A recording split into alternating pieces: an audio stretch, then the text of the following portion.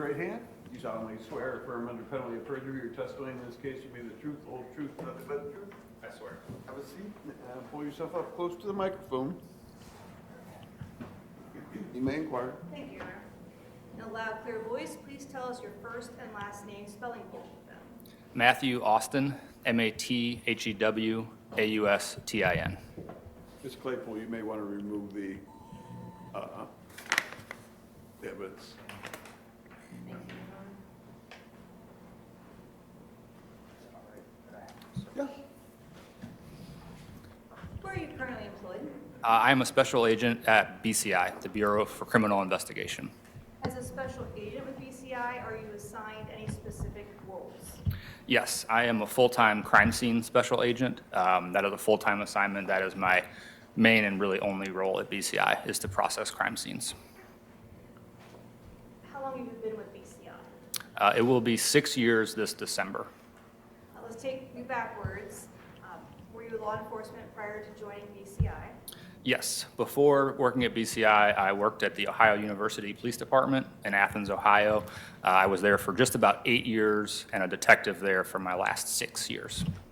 After that position at the Athens, is it Athens City? Ohio University Police Department. Did you go into another police agency, or is that when you went to BCI? I went from Ohio University Police Department to BCI. You do crime scene work for BCI. Did you do any of that type of work at your prior employment at the university?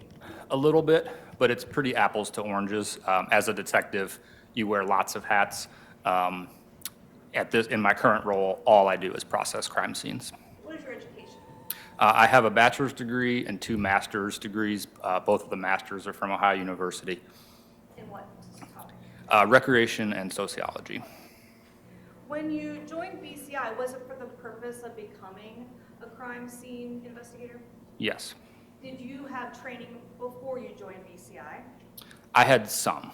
Did you receive training after you joined BCI? Yes, a lot. Can you tell us about that? So our on-the-job training, our FTO, lasts about a year. In that time, I spent mentoring under senior agents, learning on the job, as well as attending a variety of training. So within the first year or two, I attended at least 80 hours of specific bloodstain training, at least 80 hours of specific shooting incident reconstruction training, and then somewhere around a year and a half in, I spent 10 weeks at the National Forensic Academy, which is in Tennessee, and that's a full-time residential program. You use the term FTO. What is that? Field training officer.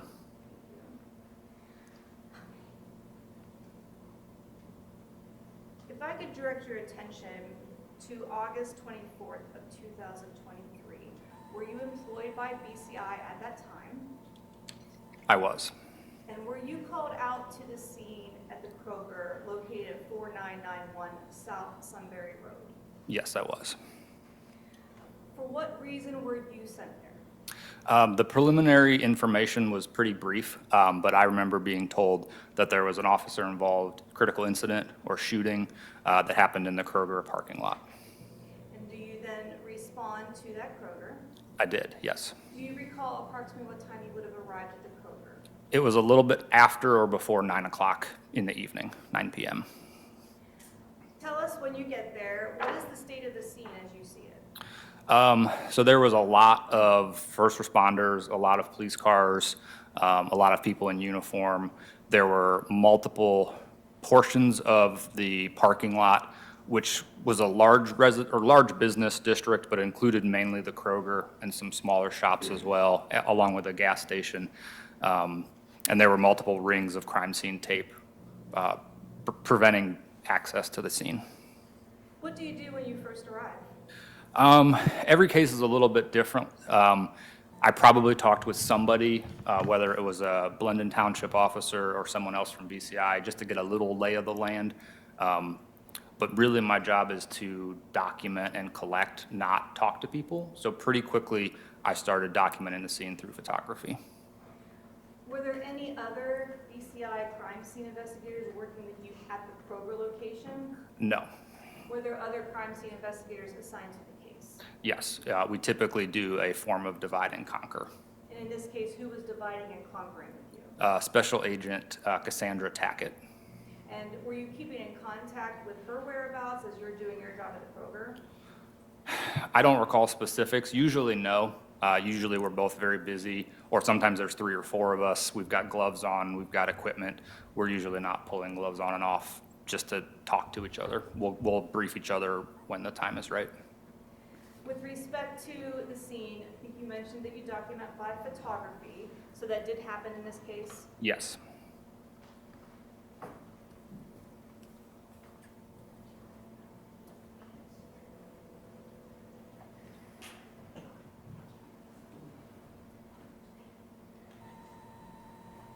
Your Honor, may I approach this witness? You may. Testimony? Special Agent Austin, I'm going to hand you State's Exhibits 8 through 39. Take a look through them, let me know when you're done.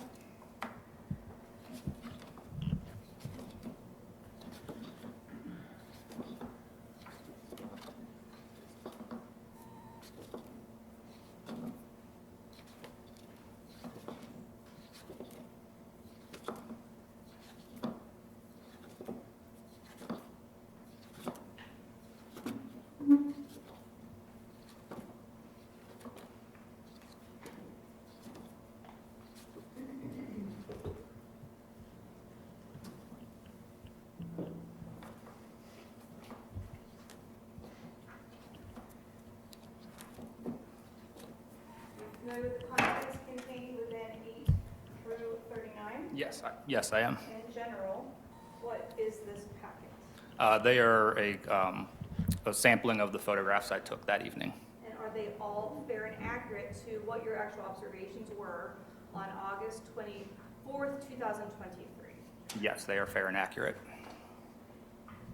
And if I may publish them as he testifies so we can go through his observations. You Your may. Honor?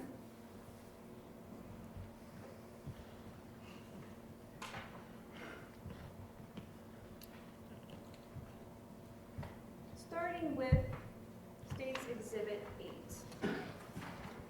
What are we seeing here? We are seeing a black 4-door Lexus that is underneath a pedestrian walkway. Just on the very left, you can kind of see the blue door.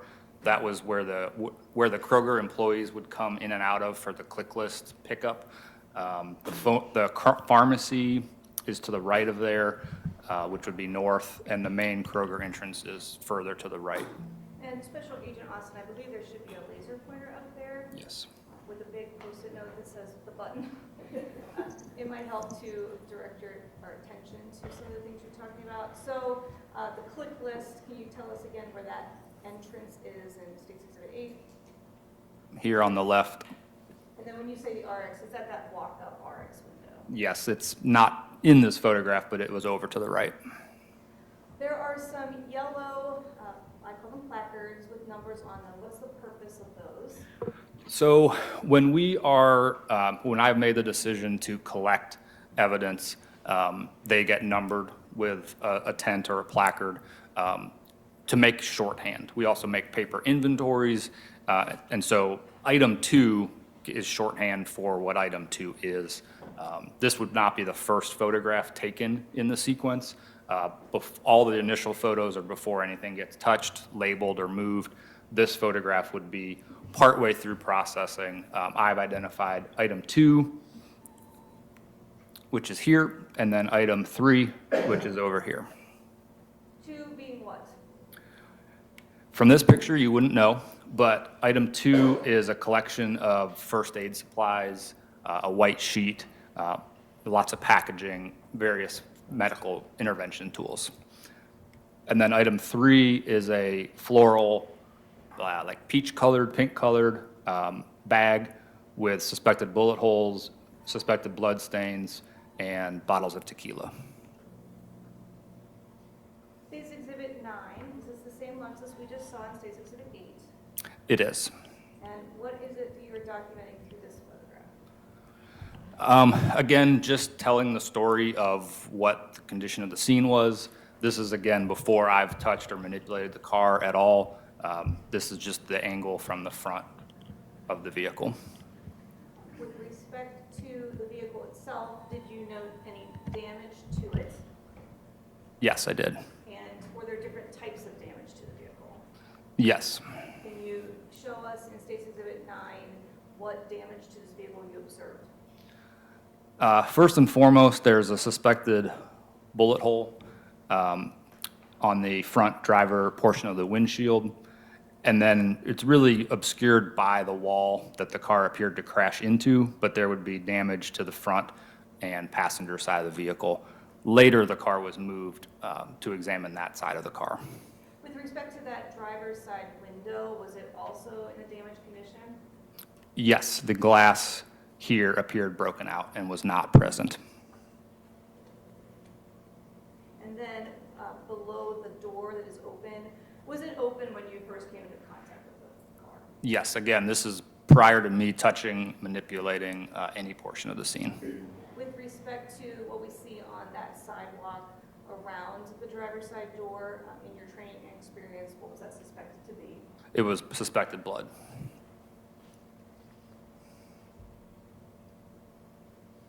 State's Exhibit 10, is this placard 2 a close-up of what you had described? Yes, it is. And And can we see now what you were describing earlier, yes, the medical debris? yes, a lot of different used gloves, different packaging. I am not a medical expert, so I don't know what that stuff is, but it looks like first aid supplies. How many crime scenes have you responded to? Close to 180 or so. And so in your experience, if paramedics are called out to a scene, is it typical that you're going to find left behind medical debris? I think it depends. Sometimes folks have been deceased for quite a while, and there's not as much. This is indicative of life-saving efforts being provided. State's Exhibit 11, we have a placard 3 shown to us. What are we seeing? This is a close-up of that multicolored floral bag that was found next to the Lexus. You can see the red suspected blood stain. You can kind of see some amber-colored glass bottle in there. And then there's suspected bullet holes here and here in the bag as well. Did you document that closer so that we can get a better look at those defects? Yes, almost as a rule, our photographs consist of overalls, which are taken from far away to introduce you, a mid-range, and then a close-up.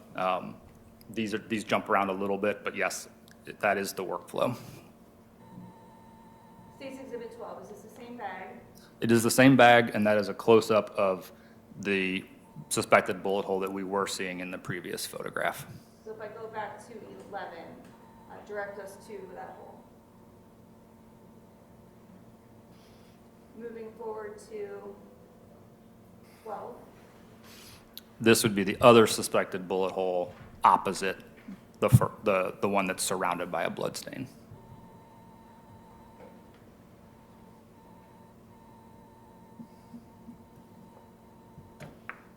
And so is this going to be where on the bag? State's Exhibit. The top portion, right on the top edge of the bag. I think for the record, I might have misnumbered this. It says 12, I believe that's going to be State's Exhibit 13. Here, let me show you so we can keep track.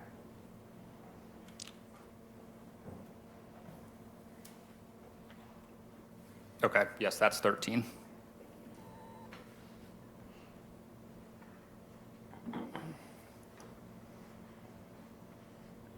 State's Exhibit 14, we again have the placard 3 in a bag. What have you done? So this is emptying the bag, kind of doing an inventory photograph. This is what was inside that bag. And what are they? 5 bottles, 3 of one size and 2 of another size of Lunazul tequila. And are those caps, were they on the bottles when you removed them from the bag?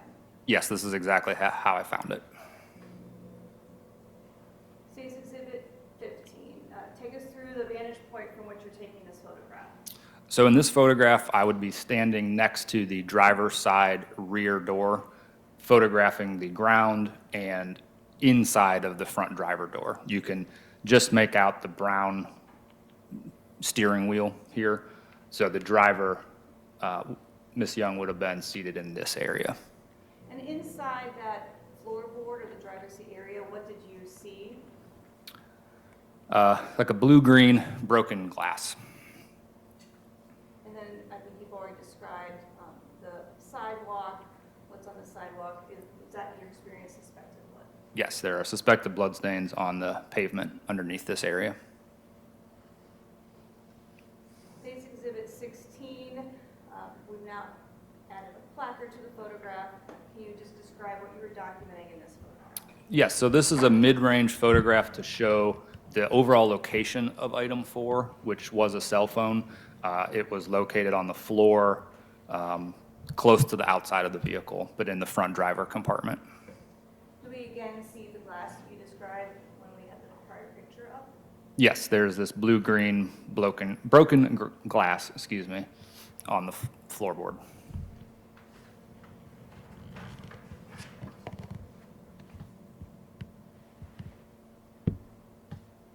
State's Exhibit 17, you've placarded a 5 now. Is this still the same driver's seat area? Yes, it is. And what were you documenting with 5? So item 5 was a pink wallet. I mentioned earlier the normal progression of overalls, mids, closes, and then you add a placard. Item 5 was tucked in between the center console and the seat, such that I didn't know what it was until I pulled it out.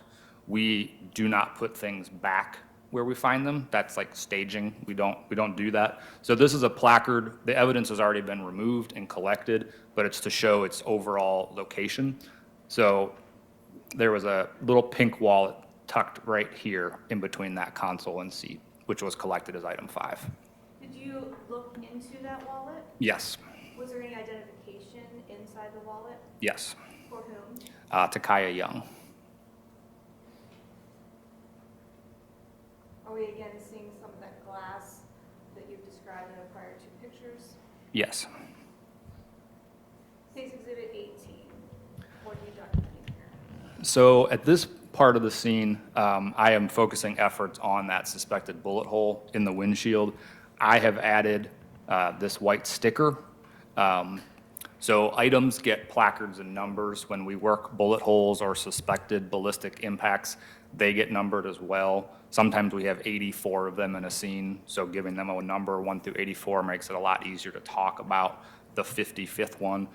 There was only 1 in this case, but this was BE1, so I'm starting to label things and take scaled photographs. When you say take scale photographs, what does that mean? There are, I think, other pictures that show close up. This sticker has a ruler on it, which would allow for measurements to be taken if that was a question.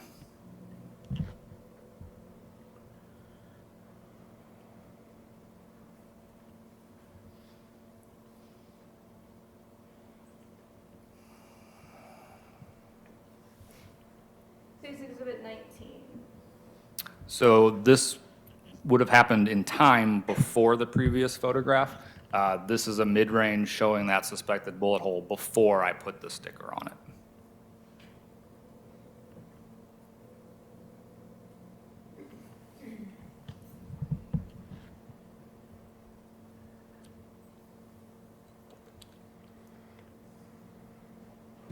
All these Windows updates are popping up on my computer.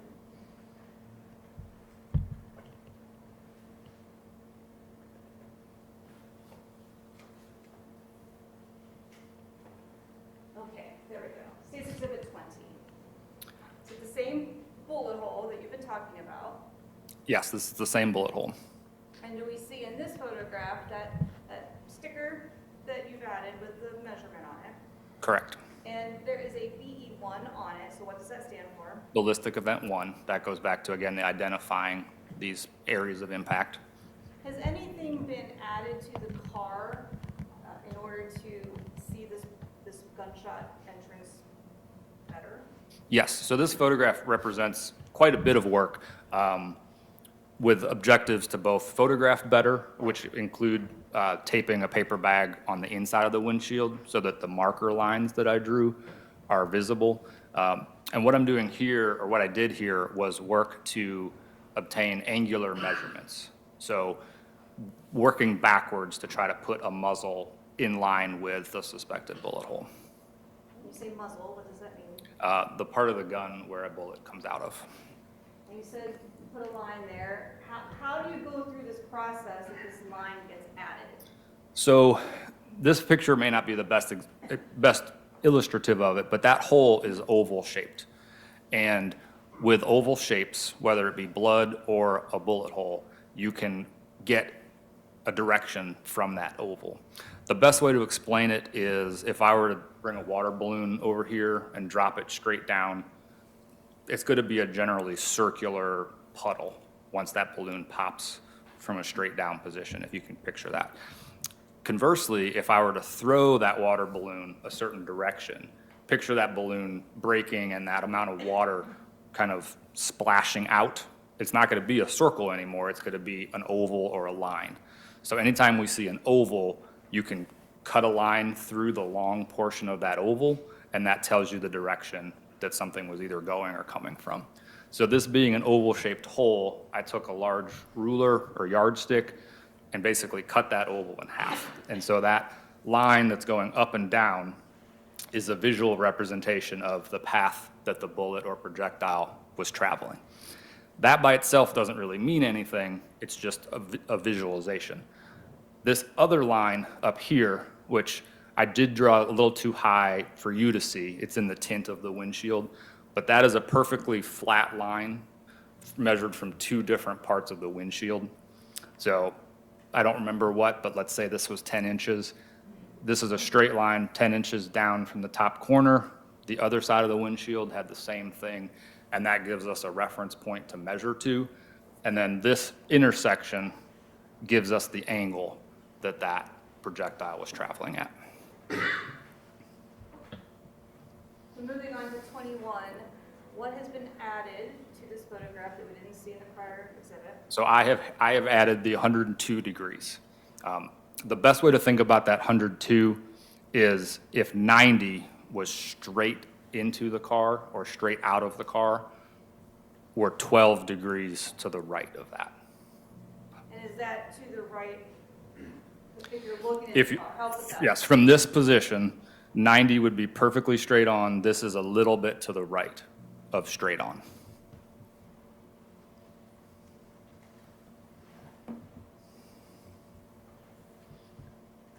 Case Exhibit 22, are we still talking about the same work that you were doing with that bullet hole? Yes, so the 78 and the 102, this gets back to high school geometry. They are supplementary angles, which mean the same thing. Those two add up to 180. So if this is flat, anywhere, whenever you tell me to stop, these two are going to add up to 180. So the 78 didn't photograph well because it was in the tint. To call it 102 is the same thing. They're both 12 degrees off of straight on. If I go back to 21, can we see where the 78 would be? No, and that's why I wrote the 102, but it would be right up here.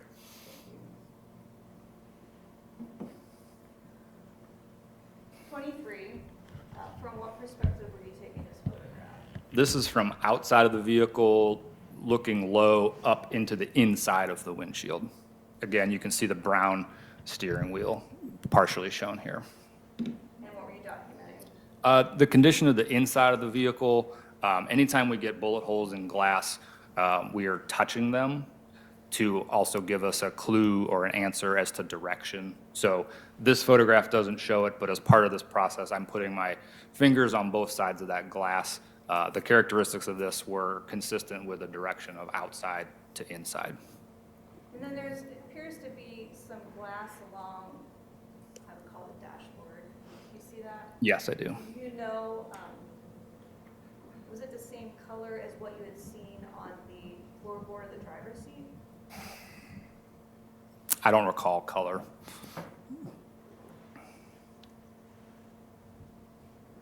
Case Exhibit 24. This is the inside of the rear driver's side door, so the back seat on the driver's side. So you've now opened the door, it appears, from the beginning pictures. Correct.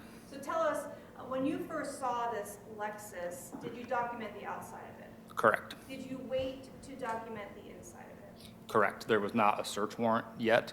And so following the Constitution and the Bill of Rights, we waited until there was a search warrant obtained before touching the vehicle at all. And was it Blendon Township Police Department who got that search warrant? Yes, it was. And then once you learned that the search warrant had been obtained, did you then search on scene the inside of this vehicle? Yes, the car was processed as a part of being there on scene. So going into 25, are we looking into the back seat of this Lexus? Yes, I've essentially just rotated to the right, and I'm now shooting the inside of the car. What have you documented? There is a Ohio temporary license plate on the seat, and then the rest of the seat's generally clear. There was a lot of items on the floorboard of the vehicle. Did you or others working with you do anything with that temporary tag number? Would you have run it?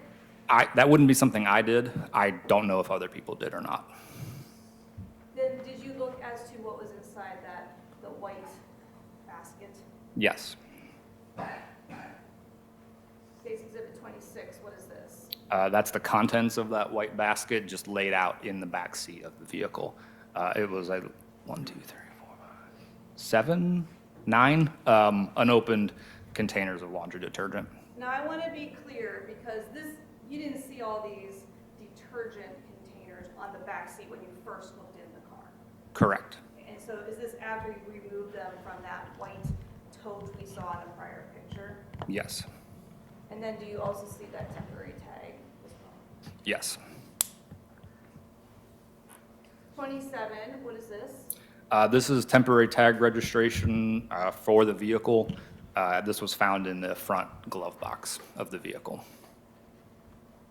And was it in the purchaser lessee name of Takaya Young? Yes. State's Exhibit 28, was this item found within the car? Yes, these are sonogram pictures that were found somewhere in the front passenger compartment area. And did those sonogram pictures have any dates or information on them? Yes, but I can't see from this photograph. So we'll go to 29 then. Was there any kind of a date that you see on this particular diagram? Yes, maybe a couple, but in the top right corner is 08/23/2023, and then beneath that 09/09/2023, and then this also might be some date code. I'm not real familiar with sonograms. It's been a long time since I've seen one. But you were documenting, that was found in the car. That was found inside the car. Okay, and then there were 2 pictures, I think, in the sonogram. Let's go back to the short, or three actually. On State's Exhibit 29, the picture that's cut off is at the top. Does it have something listed? It says GA 26W to the 11/27/23. Correct. State's Exhibit 30. Now, what has happened for you to be able to take this photograph of the front of the Lexus? A tow truck pulled the car perfectly sideways away from that wall.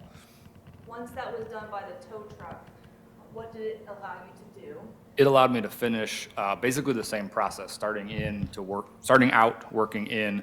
I was able to finish my 360 photographs of the exterior of the car, and then process and photograph and search the passenger side of the vehicle.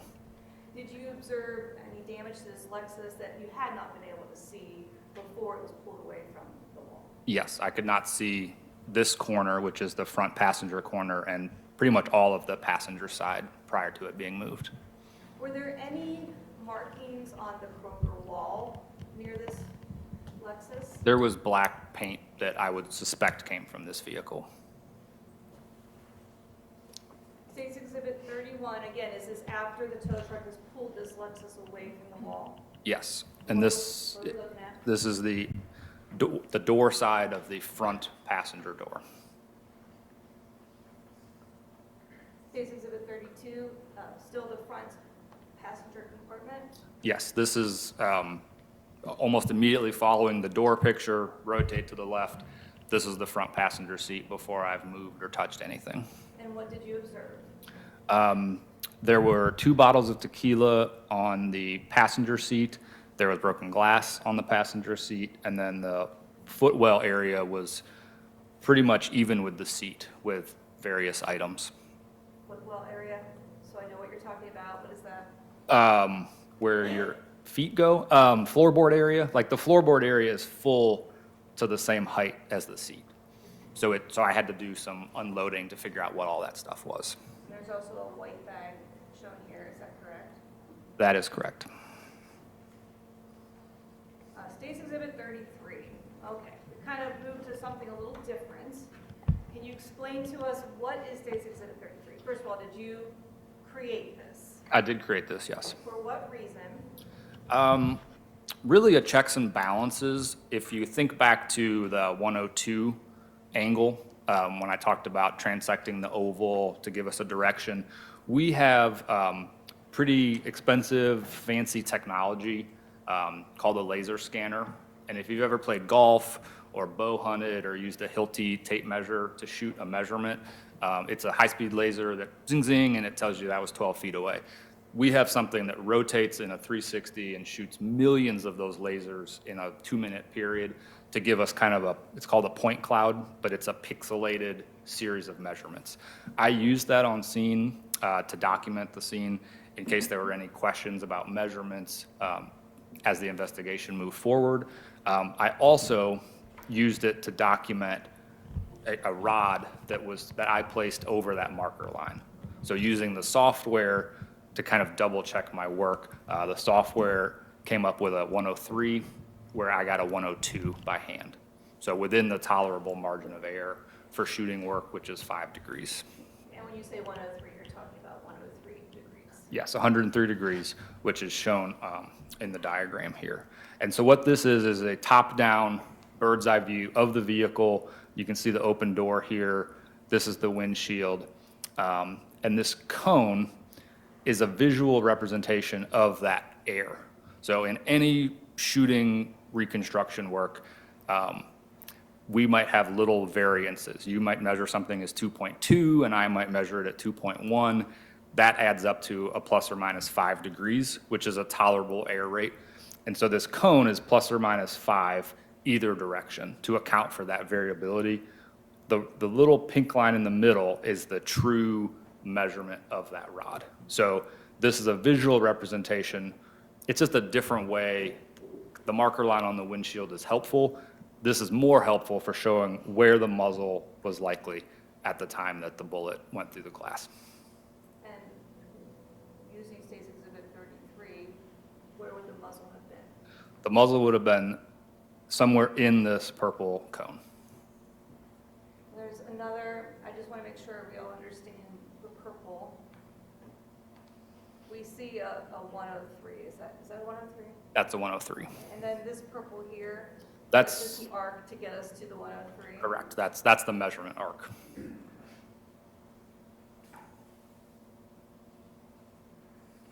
All right, State's Exhibit 34. What is this? So this is a diagram that I created, and it comes from a drone photograph that I took of the scene. I have added some kind of cartoon-esque things to help tell the story. So this is the Kroger. The photograph is real. I have added things like the Blendon Township Cruiser 10. I have added where the Lexus was parked. I made these tags saying the Kroger front entrance is over here. Item 1, which is a 9mm casing, I located in approximately this area. And then the Lexus final position is text that I added, and this is where the vehicle was found near the pharmacy walk-up. So you mentioned the drone. When did you use the drone in the timeline of your work?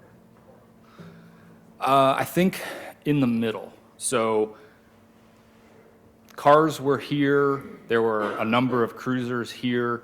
Those have already been measured and photographed and released, but the Lexus is still here and not moved. I think we were waiting for the search warrant when I decided to fly and get some additional photographs. I do want to ask you, originally, had you noted a different spot for the Lexus to have been parked in? Yes, so that evening, I was informed by probably a fellow agent or a witness that the black Lexus was parked in the second spot away. So I put these cones here, and they show up in a number of my pictures. It was days later, as the investigation unfolded, that we learned that the Lexus was actually backed in to the handicap spot. And in the spot, you have a car in it. But when you were there on August 24th, 2023, did you see any tire marks or skid marks in that first handicap spot? I did not know.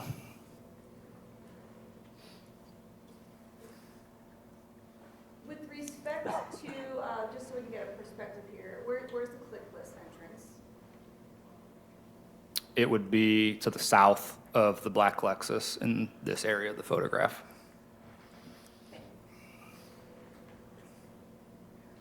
On State's Exhibit 34, you have a 1 marked. So was there a cone marking a piece of evidence when you would have arrived to process this scene?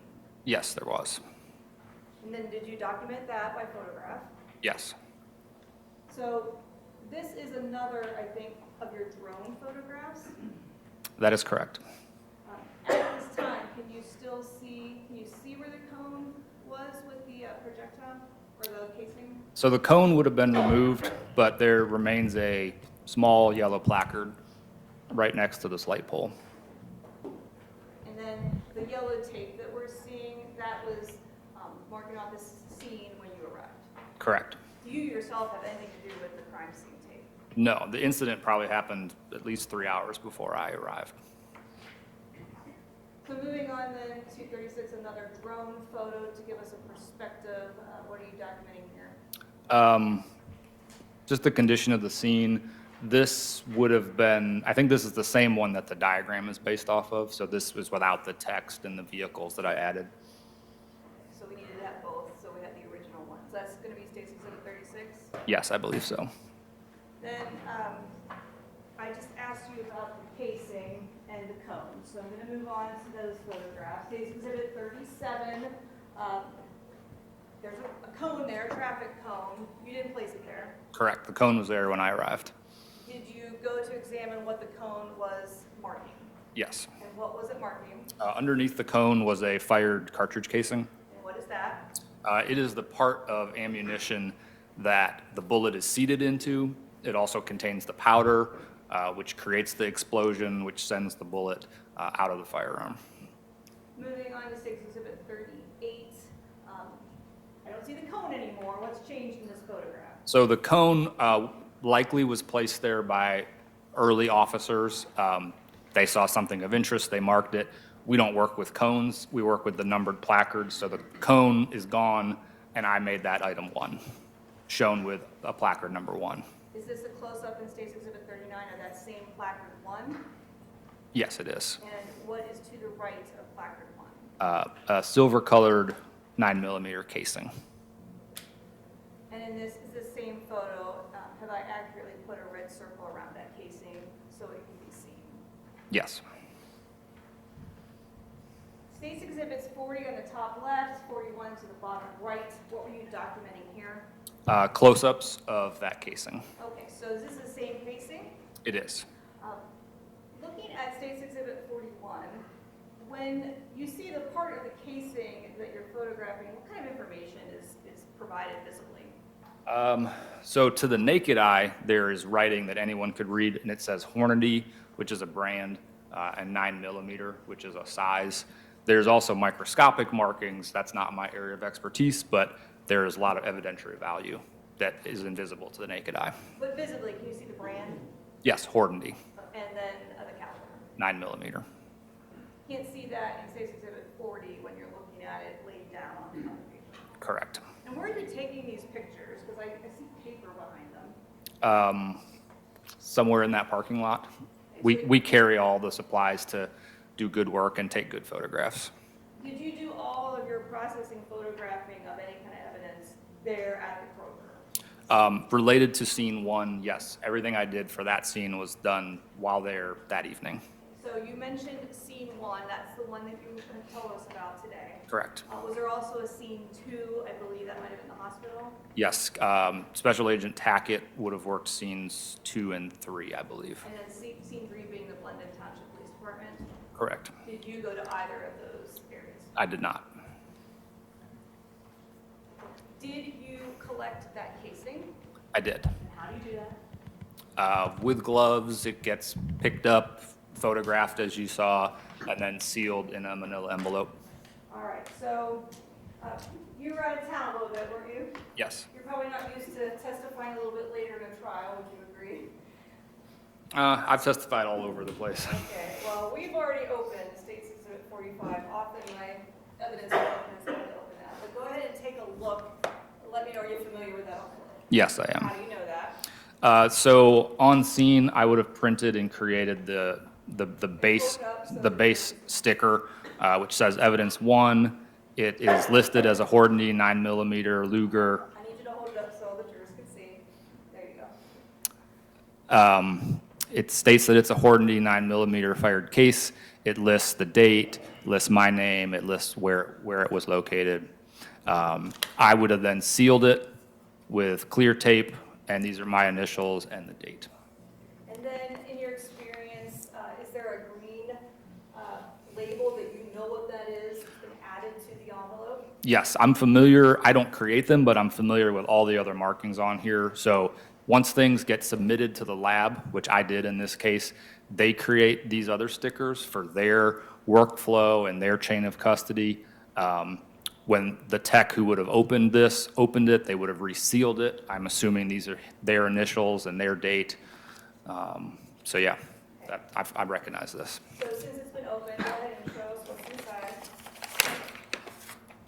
What do you got? A 9mm casing that says Hornady 9mm. Is that the same casing we just saw in the photographs? I assume so, yes. And is it in the same or substantially same condition as when you would have collected it from the parking lot and put it in the envelope? Yes, but there is black marker on it, which I know is part of the lab process. That was not there. Put that back there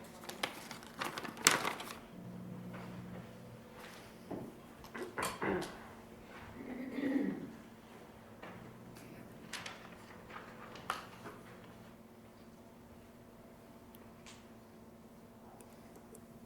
Was the Lexus eventually towed away? Yes, it was. What had happened prior to that? Had you done your work on it? Yes.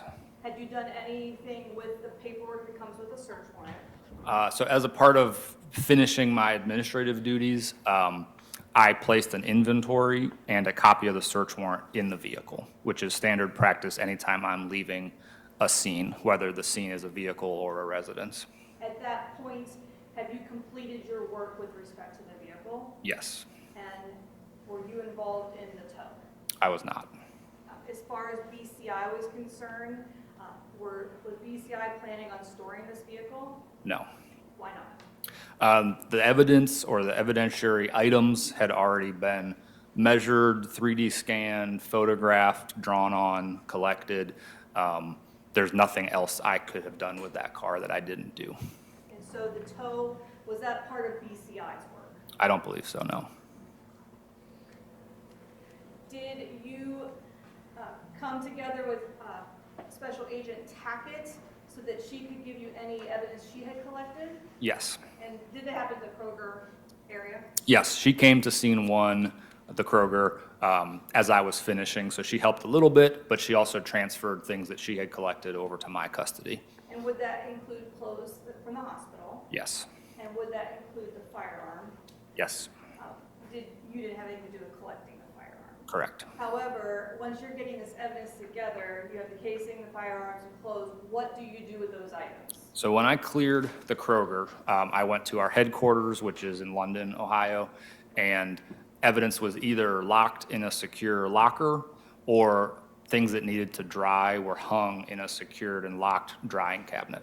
And when you say dry, why would the objects need to dry? In this case, suspected blood, but sometimes rain or dew If we package things away that are wet, it's going to just mildew and mold. Once the items were, in your experience, dry, did you then package them? Yes, then things were finalized, packaged, and either put in our vault for permanent storage, or I sent things to the lab for testing. Were you also eventually provided with the projectile removed from the autopsy of Takaya Young? Yes, I was. And with respect to these items then, what do you do with them? So really, there's two choices. Again, things that need lab testing go to the lab, or things that need just preserved go to our major case vault for safekeeping. In this case, items that needed to go to the lab, would that include the firearm, Yes, the casing, yes, and then that projectile from the autopsy? yes. One moment. I have no further questions. Ladies and gentlemen, let's take a 10-minute recess. Do not discuss this case among yourselves. Do not permit anyone to discuss it with you or in your presence.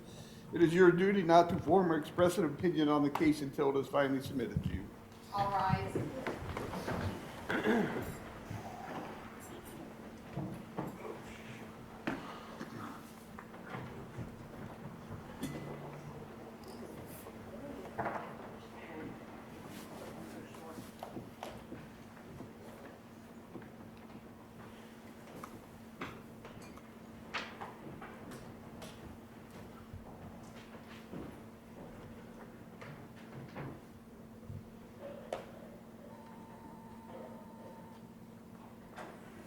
You can step down if you want. Just leave everything up there. You can step down.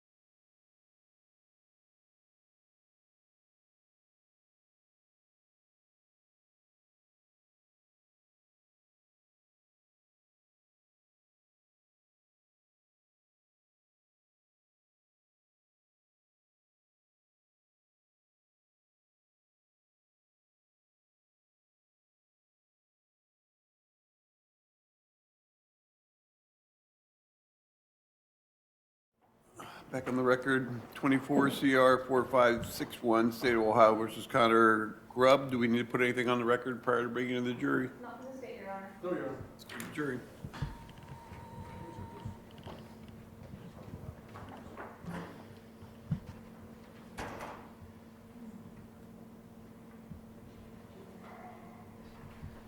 I took one out, I didn't want to confuse everybody. EFG, sorry. I didn't want to. I took one out because you had already used one, so I took one out. That's the scribbling.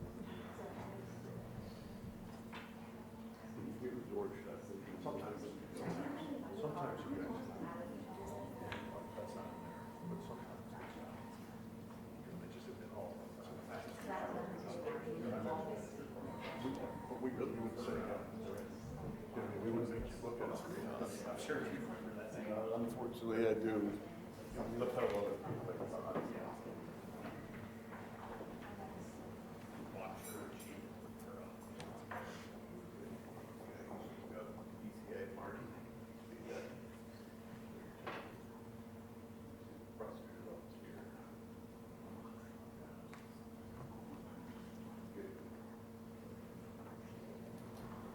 All rise.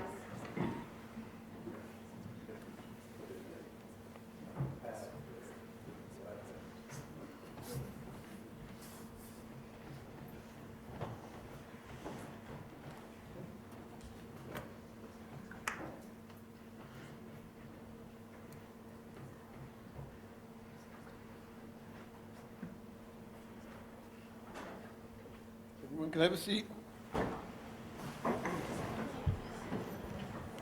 Yeah. Special Agent Austin, you're still under oath. Okay. Any cross-examination? Briefly, Your Honor, may I proceed? May? Thank you so much. Good afternoon, Special Agent Austin. Hello. Mark Collins, we met before, and just a couple series of questions for you.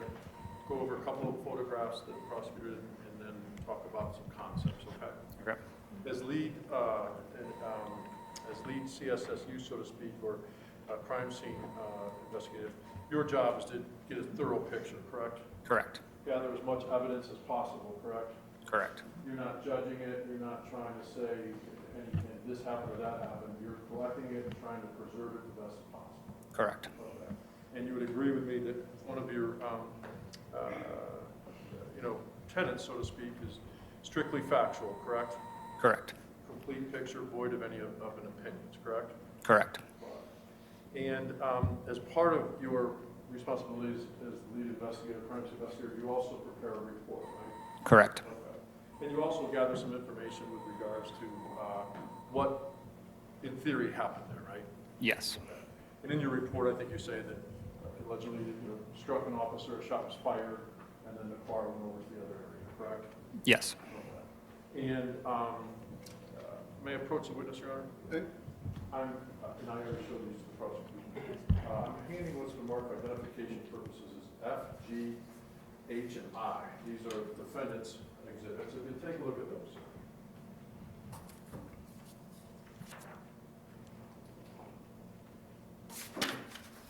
It's a G. Do those appear to be fair and accurate copies of the pictures that you take of that scene? Yes, they do. Madam Bell, may I have the elbow, please?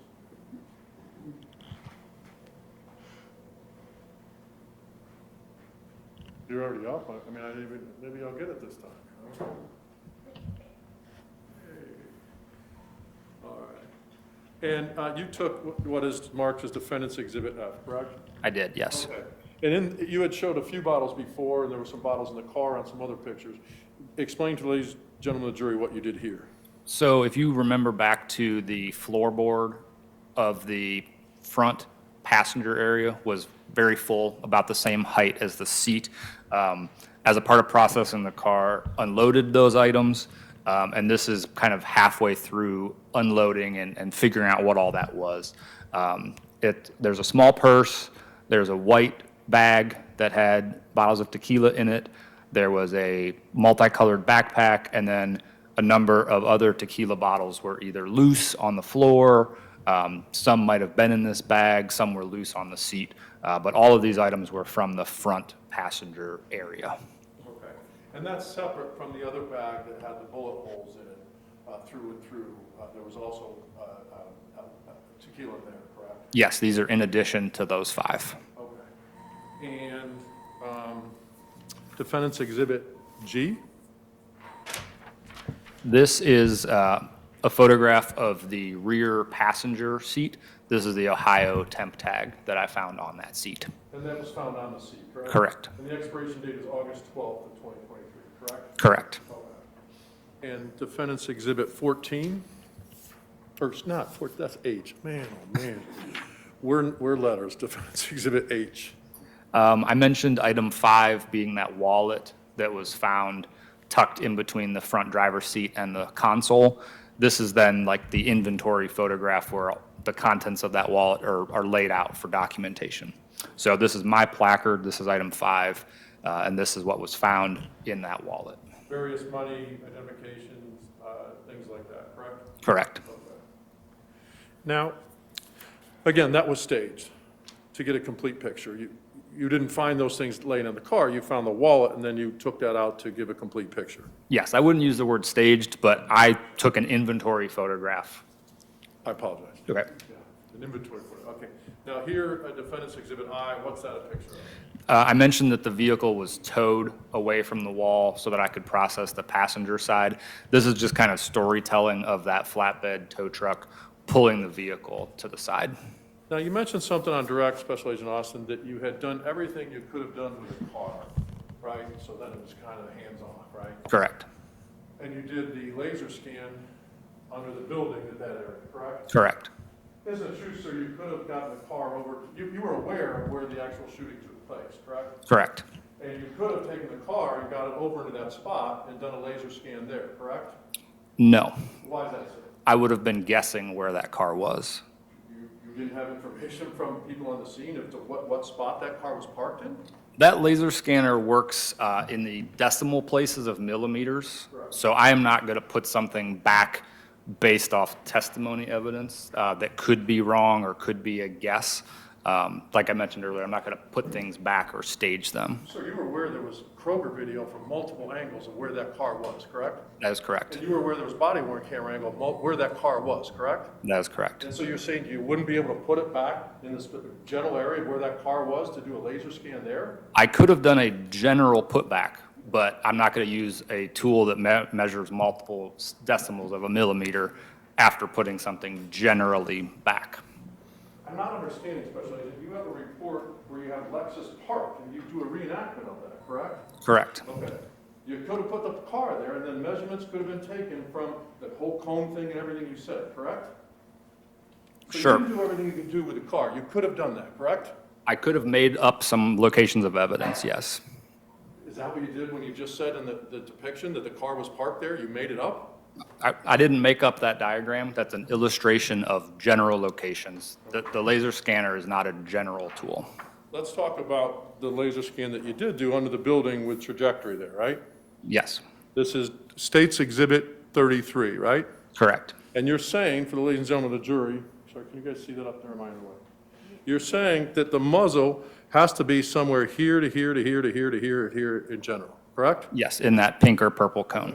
So now hypothetically, sir, if someone's right-handed and has the muzzle in their right hand, okay, that means their body's to the left side of that cone and arrow, correct? If they're firing with their right hand. That would be a safe assumption. If they're left-handed, okay, and that would mean that their body would be on the right side of that cone, correct? Again, that would be a safe assumption. You can shoot in all kinds of positions, but a standard right-hand shooter, the muzzle's going to be on the right half of their body. And it's such that if I'm on the left side and I'm right-handed, I would have to bend over like that in order to get that same muzzle angle that you're doing right there. Yes, Okay.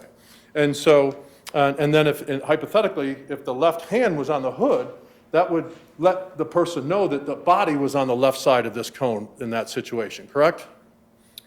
can you repeat that question? If the left hand is in the middle of the hood where you have 103 there, okay? If someone's left hand there and they fire with the muzzle's fire in the right hand, that would mean that their body would be on the left side of the cone, correct? Yes. Okay. Now, did you find any keys for the car?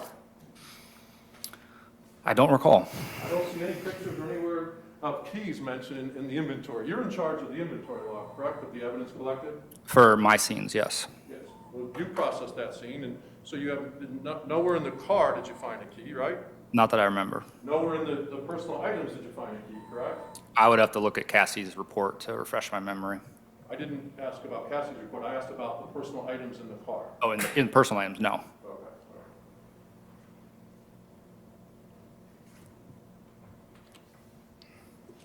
May I have a moment here? You may. Agent Austin, Special Agent Austin, thank you very much. Any redirect? Yes, Did you get your thing back?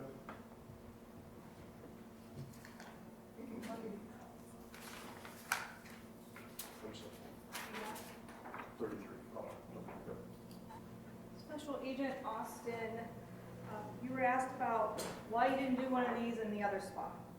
Correct. And you said that, I think you said something about millimeters. Can you explain what you meant when you? So the Leica scanner is a very precise tool. I'm not going to use that to generalize a location. The aerial diagram with the drone is a general location. It's just the wrong tool for the job. So even if people told you, hey, the car is parked over there, or a surveillance video showed you where the car might have been parked, would you still be able to use this tool in that original parking spot? Or would you choose? I could have, yes. Okay, but is that your best practice? No, Why not? because I'm putting something back as opposed to measuring it in its true as-found location. Thank you. Special Agent, you know that the shot didn't take place over there, correct? I believe so, yes. Okay. So you're doing an analysis of something where you know that it didn't take place there, so it's useless, correct? No. Okay. Now, an expert testified earlier in the day that had there been a laser scan done with the car placed in there, a more exact calibration could do in terms of the biomechanical dynamics. Are you saying that that's not true, sir, on an accident reconstruction? I was not subject to that testimony, so I don't know what he's speaking to or she is speaking to. I'm asking your belief that if an expert testified saying, had one of those been done, my analysis could even been more detailed. Are you saying that that's incorrect? In my opinion, yes, because I can't be precise on where that car was. Do you think he can be or she can be precise if the thing isn't done? If the laser scan isn't done, they're going to be less precise, correct? We don't always get to answer every question we have in a case, and we do not, at BCI, have a practice of putting things back where someone said it was. You have video proof of exactly where it was from multiple things. It's not somebody saying, sir, you have access to that and you had access to it and you chose not to do it, correct? No, I don't believe that video is scaled. Did you choose not to do a scan at that first scene? No, I scanned the parking spot, but it was empty. The car was where it was at final rest. Appreciate your testimony, sir. All right, you can step down. Yeah. Take whatever you brought.